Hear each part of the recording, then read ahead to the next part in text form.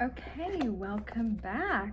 Sorry, it was a couple of days if you've been following me day to day to get to the inner conjunction in the biology of Kundalini.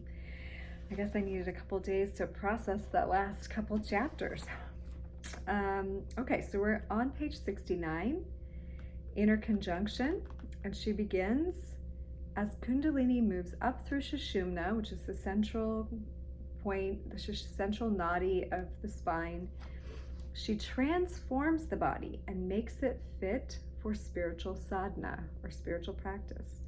It is only after the body has been purified that the Shakti can work with full force. That's from Swami Muktananda in Kundalini, The Secret of Life, page 28. So she starts, the inner conjunction is the most intense Kundalini experience when it feels like thousands of volts are tearing through one's system. There are many ecstatic experiences during a Kundalini awakening, but the shooting up the spine and its associated silver cord, or sex with eros, is the most extreme experience one can endure energetically. I haven't found a name for it in Western literature and no corresponding Eastern name, so she calls it the inner conjunction. I liken it to 10,000 orgasms pouring through every cell of one's body and gushing out the top of the crown, threatening to explode one's head. I say it is 10,000 orgasms of the spine to convey its huge quantum jump from the normal experiences of the body. Thus, in this book, you will see me refer to the charge of the inner conjunction as 10,000 orgs, O-R-G-S. But if someone did actually have the equivalent of 10,000 orgasms all at once, it would probably kill them instantly. She doesn't say probably, but it would kill them instantly. The degree of ecstasy is inexpressible, other than to say every cell in the body is lit up with God, with bliss in the extreme. Both males and females experience the inner conjunction as the peak event of an awakening or a lifetime. I had 4 of them, she says. One spontaneous blast out of the blue, completely not knowing what it was. One dark night version corresponding to this first one.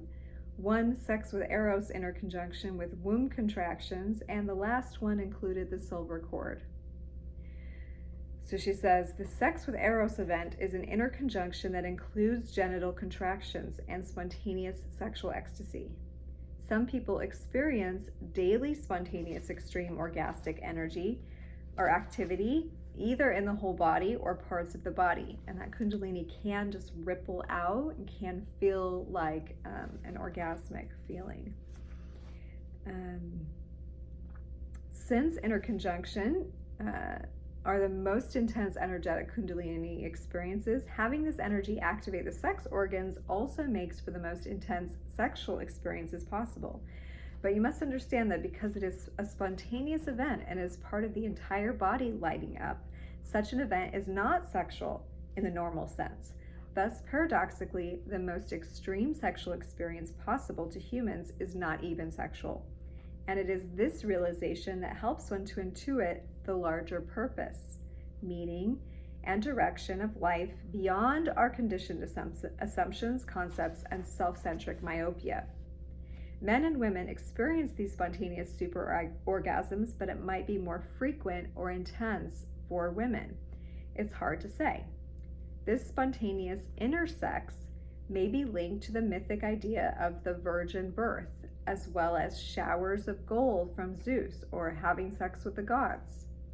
In Eastern traditions, the inner conjunction might be confused with men ejaculating up the spine, which is taught in the Eastern traditions of circulation of sexual energy.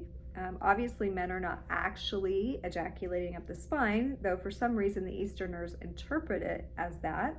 But what they are experiencing is an inner conjunction, what others might call samadhi.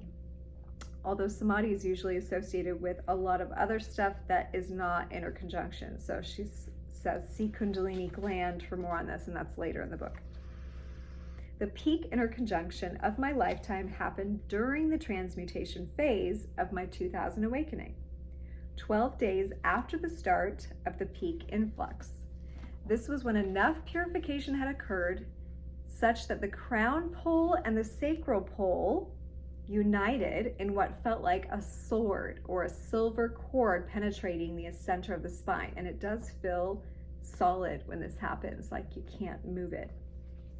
It's hard to say how long that lasted, for time seemed to disappear, and yogis work to prolong the duration of that union, so to be staying in that state. After my short union, I felt more myself and more alien than I have ever been, and the irises in my eyes were shining bright blue with an inner light. I have blue irises, she says, which have normally a more brown gray in them, but during ecstasy or inner conjunction, there's more light photons coming through the irises themselves. So they're lit up from the inside, making them almost an iridescent light blue, like the spice eyes in the movie Dune. It may be that the color spectrum of light that emerges from the eyes may indeed be blue. The life energy itself is said to be of a blue hue, and ultraviolet is given off by dividing cells. This peak interconjunction was the only one I had looked in the mirror within a half hour of it. So she was able to notice that. She says, it happened on my birthday when I was up the hill in nature, lying on the ground, putting sun-heated rocks on my body. And during the previous 5 days, I had run through a series of spontaneous chakra voicing poems on the reconciliation of the sexes, starting at the power chakra or solar plexus and moving up the chakras one poem at a day. So she was doing these inner practices. This focus on the reconciliation of the sexes helped to reconcile the positive and negative, left, right, male, female sides of myself, so as to bring on the conjunction, because Kundalini is a merging of left and right polarity. So she's doing this work of merging, and then lo and behold, the principal charge of energy is experienced as the silver cord or Sutratma. This main charge has been referred to as Excalibur as well, because it feels like a solid metal shaft descending into the crown at the same time as a massive energy pouring up the body out the top of the head. The body is paralyzed and the spine stiffens through the experience, and this paralysis might add to the sensation of this main charge of energy actually being like a solid object.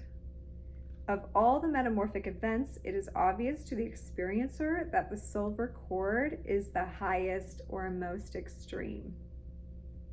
Sutratma, the spiritual umbilical cord or Amrita Nadi, begins at the crown chakra.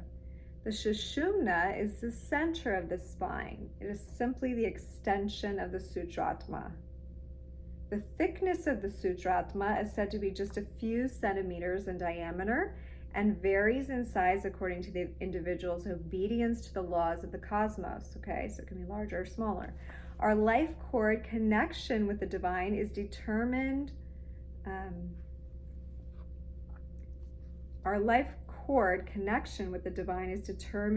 genius for balancing the pairs of opposites in any transaction with nature. The fundamental tone or octave of love integrates the various dimensions of matter, mind, and spirit. By strengthening the chi of the silver cord and the consequent generation of Amrita, we achieve transcendental wisdom and genius of the muse through self-remembering. Okay, so by strengthening that inner chi in that cord, then that genius of the muse, that inspiration, that download, that's connecting with Shakti, the self-remembering is also like increasing. So such the transcendental wisdom. After a silver cord experience, you will feel both the most alien and the most self you've ever been. And I concur. As far as I know, with Kundalini orgastic activity, that there's no vocalization, moaning, screaming, or cooing in bliss as in normal relational sexual activity. The word orgasm doesn't really relate to these full body interconjunctions of absolute bliss, setting the body on fire with ecstasy that is experienced in every cell of the body. One's entire body is orgasmic with many times more energy than a normal orgasm. In fact, so much energy one may think the brain is about to fuse or explode. And that can be like a really intense feeling headache that comes up I felt it coming all the way up that vagus nerve and the vagus nerve tension. Willie Conjuncto has repeatedly gone in and out of inner conjunction for over 6 hours. He has daily inner conjunction and is now having full body orgasms and prolonged spontaneous orgastic activity throughout various organs and parts of his body. There may or may not be orgasm-like contractions of the sex organ, though. It depends on the type of inner conjunction one is having. I call the one with contractions, she's saying sexual contractions, sex with eros. And here's an example of a male experiencing something like this. And this is being quoted from GS, a scientist listed on the website Archives of Scientists, Transcendent Experiences, abbreviated TASTE.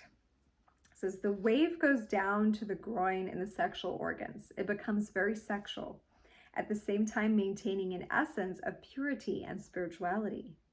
When the wave reaches the sexual organs, I feel a push to the lower back that is pressed toward the sky, and I reach some sort of very intense orgasm. The penis is not erected and no semen is ejaculated, but the pleasure is 1,000 times more intense than a normal sexual experience. Okay, she goes on to say, time disappears during inner conjunction, so you can't really say if it was a half hour or 4 hours. But this climax cannot be compared to a 30-minute orgasm. There is no ego available to jump up and look at the clock and start cataloging what happened.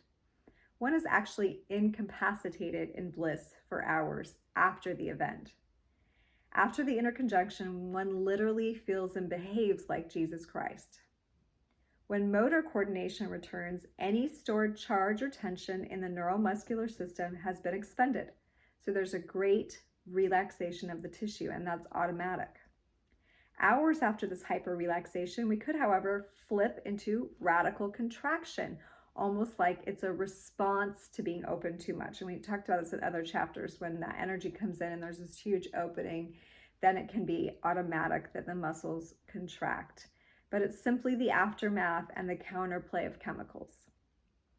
During extreme events such as inner conjunction or 10,000 orgs, you cannot consciously direct the energy because you are paralyzed and have no ego. But you can direct the normal flow of Kundalini energy. For example, by drawing it up the back to avoid wimping out, or by focusing with the mind's eye coupled with breathing on the solar plexus to recover some will and clarity and gain a handle on the excessive bliss. Note that you can have the chemistry of an inner conjunction experience that involves extreme terror also rather than bliss. So I have heard of that also during plant medicine journeys, very terrorizing Kundalini experiences. The electric dark night is the same intensity of energy rushing through the body and exploding in the head, but in a bad trip sort of sense. We may not have a bad trip inner conjunction with every awakening. I only had one during my first because of a pre-conscious body knowledge of my father's upcoming death. So she knew he was going to die, so the Kundalini sent her into sort of like a really too close for comfort feeling of that, coupled with the fact that I had no idea what a Kundalini awakening was. So the shock of the Kundalini to a neophyte body, which is like a newbie, might predispose us to having a dark night of inner conjunction, especially if we have no idea what's going on. And that's one main reason that I wanted to discuss this and why I like to put this out, is because I think most people don't have any idea what this energy is, and when it happens to themselves or to a family member, they don't know, and that can make it worse. She says, I don't think a bad trip inner conjunction occurs often in normal, healthy individuals in benign circumstances because of the years of priming prior to an event. I mean, your body does try to get you ready, because a Kundalini climax only happens during a period of maximum heart expansion when the psychosomatic resistance that normally prevents a conjunction has been removed. So there is heart expansion that happens before, which can lend itself to being able to surrender, right? An inner conjunction sparked by drug use or stressful circumstances, however, could turn nasty because the body mind has not prepared. And that's what I mean by sometimes plant medicine journeys. I've specifically heard that they're triggering this inner conjunction, and that often does not go over well because there hasn't been the preparatory phase. You're just busting right through. In the evolutionary mode, Kundalini is the mechanism of the ongoing maturation and development of the nervous system. Traditionally, the symptoms are equated with detoxification, the release of accumulated nervous stress, and the overcoming friction or resistance. However, I think we need a comprehensive rethinking of this assumption that almost turns the idea of Kundalini into a trial of punishment by fire, okay? We normally do not think of romantic love, childbirth, or death as stress release, detoxification, and overcoming resistance. However, these experiences do all contain components of this, right? We don't think of romantic love as a stress release, but it is. We don't think of it as a detox, but it actually is. We don't think of it as overcoming resistance, but it is. And same with childbirth and death. There's so many factors involved in the actual outcome of one's Kundalini experience, including genetics, cellular strength, reservoirs of nutrients, social conditioning, exposure to spiritual practices, right? These are all factors. We've talked about some of these. In the pathological module, it's assumed that the symptoms of Kundalini may be mild or intense depending on how much stress has accumulated in the organism. Stress is said to create noise, right, in the system that prevents the higher attainment or the attainment of higher functional states.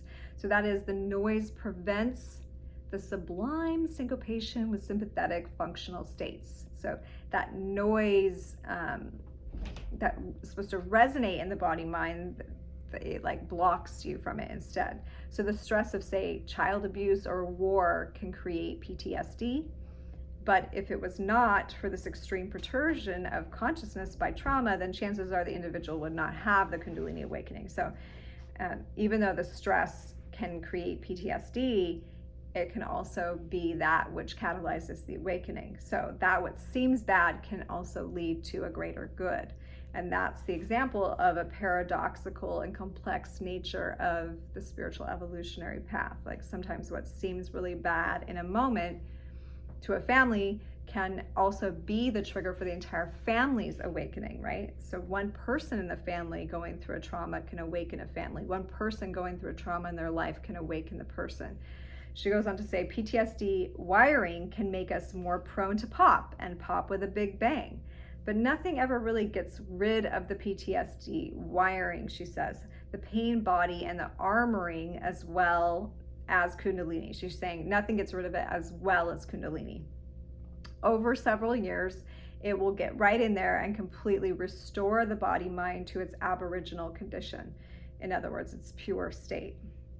That is, Kundalini will revamp us to a more pristine condition beyond the neurotic mess generated by the slings and arrows of our outrageous fate. And that is why Kundalini breeds equanimity and transcendence through the literal restructuring of our reactive cellular memory. So our cellular memory is just remaking itself based on the reactions that we have, but Kundalini comes in there and is like, not like that, and remakes it, brings in the spiritual essence, breaks it down, rebirths us, right? During the initial stage of this rewiring, however, we wear out our archetypes and great attractors on our sleeve. We wear them, and we will generally find ourselves in all sorts of situations and relationships that push our specific buttons. So here we're like, hey, I'm going through an awakening. Anyone want to push my buttons so I can restructure this thing, right? So come on, push all my buttons. So that's like when the Kundalini's in there and it's working, it's actually looking for and attracting to you situations and people that will push the buttons so that that stuff can be restructured. So Also, since the limbic brain's usual suppressive mechanisms are reduced during the peak, we can find that our response to triggers can be more extreme and reactionary than when we are not Kundalini active. This too serves as a form of emotional catharsis that can last for years, which ultimately integrates the limbic brain more thoroughly into the prefrontal rational mind. So having the volume of our emotional life turned up and played out to the fullest during peaks in us gains remarkable calm and detachment after our awakening is over. So it pushes us to an extreme, puts our emotions on high alert. That is all turned up because it actually is helping rewire our brains differently, so that afterwards we actually are more calm, more detached, more compassionate. Some may feel panic and others may feel rage as the first impulse of the creative energy of spiritual eros. The rage you feel is the firing of the amygdala and the limbic brain regions with the power of the realization energy, or the muse, which then makes its way into the self-reflexive regions of the brain as some form of insight or vision or illumination. To facilitate this, you might want to push against walls or trees with your arms and legs during that rage panic stage, or to do some active sport like boxing or running. Long walks with deep breathing are better with panic. In this way, your body can run more easily through its cyclical chemistry, because bottling rage or panic is very unhealthy to the system and will lead directly into the depression chemistry if not spent in exertion. So rage at the tiger, then sleep like a baby. So you feel the rage, you want to push on trees, push on walls, long walks if you feel panic to move that energy out. So Lee Sanella was an advocate of the detoxification model, and in his book, or her book, I'm not sure if Lee's a man or a woman, Kundalini, Psychosis or Transcendence, they state, in its rise, Kundalini causes the central nervous system to throw off stress. The stress points will usually cause pain during meditation. When Kundalini encounters these stress points or blocks, it begins to act on its own volition, engaging in a self-directed, self-limited process of spreading out through the entire physio-psychological system to remove these blocks. Once a block is removed, Kundalini flows freely through that point and continues its upward journey until the next stress area is encountered. Further, the Kundalini energy diffuses in this journey so that it may be operating on several levels at once, removing several different blocks at a time. So when the course is complete, the energy all becomes focused again at the top of the head. The difference between this final state and the initial state is not simply that Kundalini is focused in a different place, but that in the meantime, it has passed through every part of the organism, removing blocks and awakening consciousness there. Thus, the entire process of Kundalini action can be seen as one of purification or of balancing. Okay? So it's going through and it's finding those stressors, it's finding those pressure points, and it's working those out. And it can be doing that in a lot of places and a lot of dimensions of self at once until it has completed, right? It's working multidimensionally. The idea of blocks to the flow of Kundalini can instead be interpreted as an insufficient or immature and nascent tissue. Okay, so remember, the tissues also have to evolve. They have to change their structure. So if there's insufficient, mylar sheath around the nervous system, for example, you will feel nervous system shock or pain. So that can come off as a block, right? But it actually just means there's not enough of that protection there. And so that energy of feeling it, that experience is what tells the body to go through the metamorphosis and upgrade the system, right? So metamorphosis is a process of death, reconstruction, and upgrading to greater efficiency at conveying energy and consciousness. Since you can have the full charge of the 10,000 orgs up the spine without any preparation or little preparation, how could there be blockages? In reality, there is ripeness, fruition, and the resistance to that. Okay, so if the nerves are ready and resourceful and the person is surrendered enough, then that inner conjunction will occur. The initiation spark will be lit and the inner fire will begin its transformative work. Awakening is all about increased flow. The higher the flow of consciousness, the greater the stage or the state.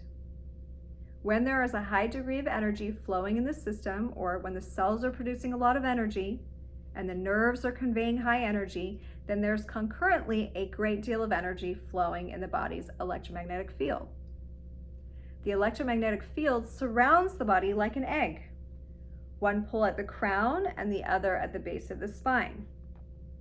One has to consult Rawls in the Davis book, Magnetism, to get a more sophisticated version of the configuration of the EMFs, but for simplicity's sake, we can imagine it as an egg. Right? According to Bentov, the two poles of the EMF egg find the shortest distance between them and unite them through Sushumna, through that central column.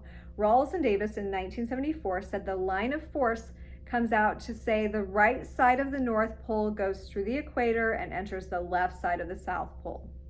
Thus, all the lines of force in this field system are in a figure 8, and they will spiral around also, giving the appearance of spinning vortexes. So it's really just trying to do this in the body. The poles are probably aligned positive and negatively on the axis.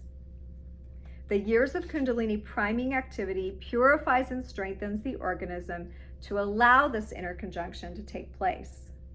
Somehow, the evolution of the nervous system inexorably leads to this climax event, and our ongoing evolution requires it.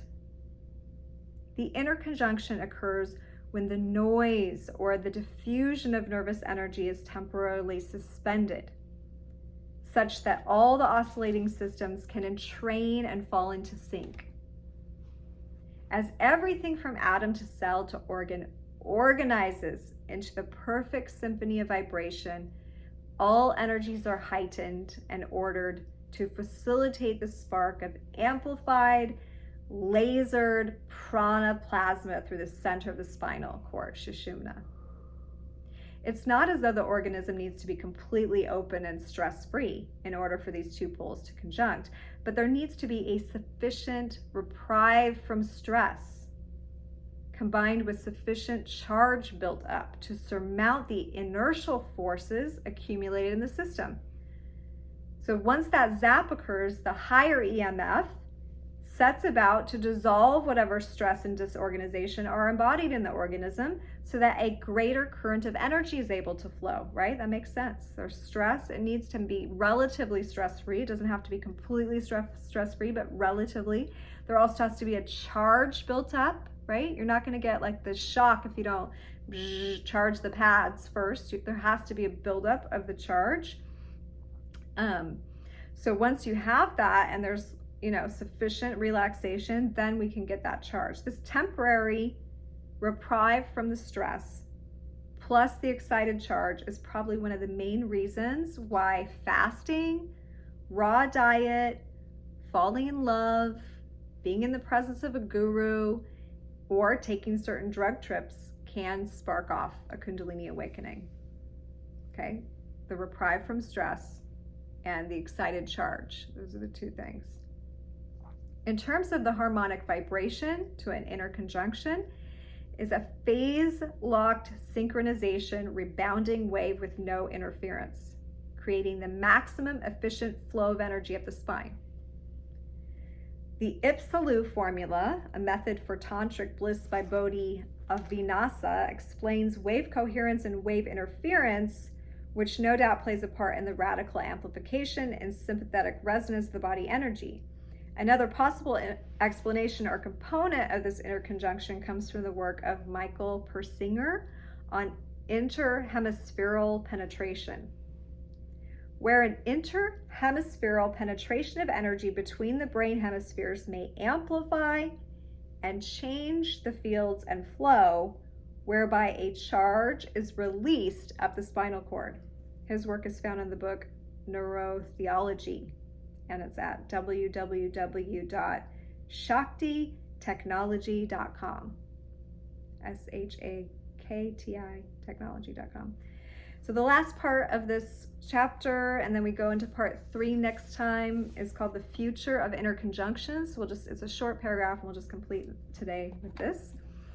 On page 74, it says, there's probably no limit to detoxifying, strengthening, opening the body to Kundalini.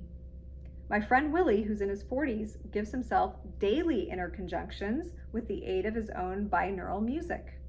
He's able to sustain an inner conjunction for several hours with no harmful effects, and thereby keep his metamorphic or spiritual revelatory chemistry moving along at a rapid rate of ascendancy.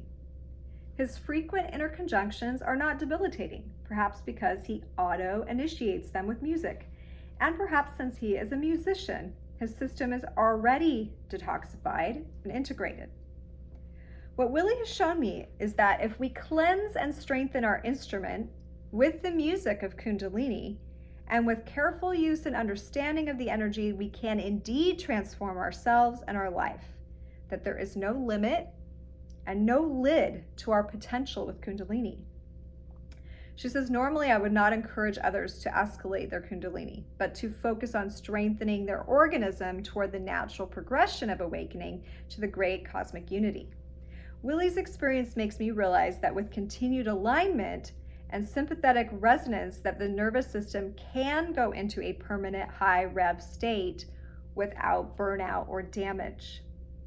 This is, I think, the information we've been waiting for, that the body can acclimatize to ongoing radical chemistry. Woo! That inner conjunction. Okay, so remember what we have talked about in this first 2 parts of the book, and then we will get into the cycles of awakening. And that is just really what goes on in the body during this process, that there is preparatory symptoms, things that happen that show the body is getting ready for this. There can be various symptoms.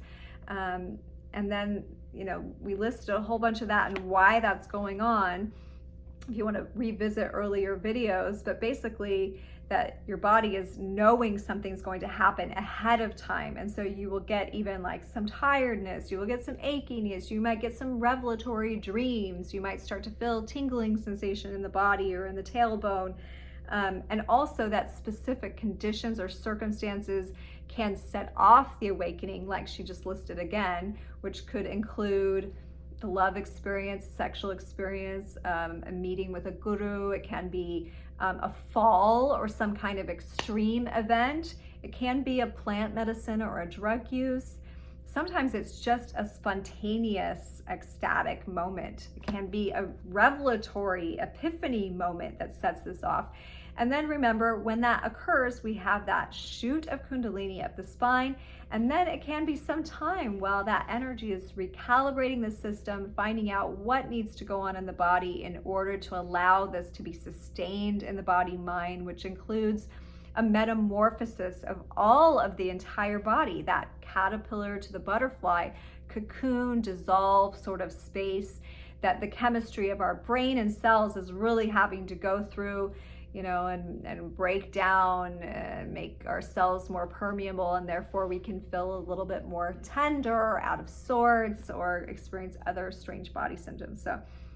So much going on. Love Jana Dixon and her awesome explanation in this book. Again, you can find it and read it online for free at lulu.com, or you can keep following along here as I read through the book.